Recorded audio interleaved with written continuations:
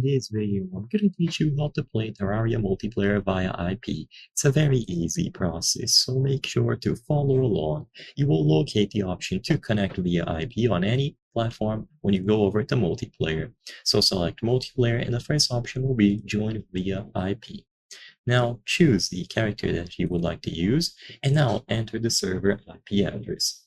For this video, I'm not going to be talking about how you can host your own server, but if you already have it running on the background, then most likely it is going to be hosted on your IP. So you need to grab your IP. There are lots of ways to do it. You can use a CMD window, you can look for it on Google, and after your IP has been acquired, share it with your friends and you will be able to connect. So usually it is going to look something like this. Of course, I'm typing all ones just as an example. They are going to be random numbers, and once they have the server IP address put here, just click on accept, confirm the port, and then accept once more. Like I said before, I'm not going to go into detail about how to set up the server, but this is going to be a direct approach to connect to a server that is being hosted.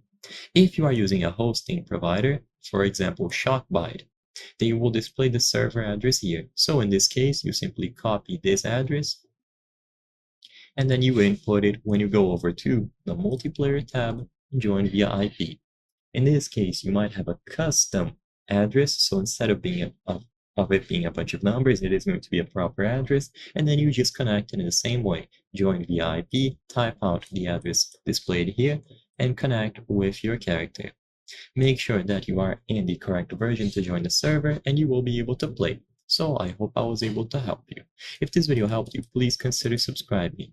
As you can see, according to our channel metrics, 83% of the people watching our videos are not subscribed. By subscribing, you can help us make higher quality videos. Thank you for watching, and I'll see you on the next one.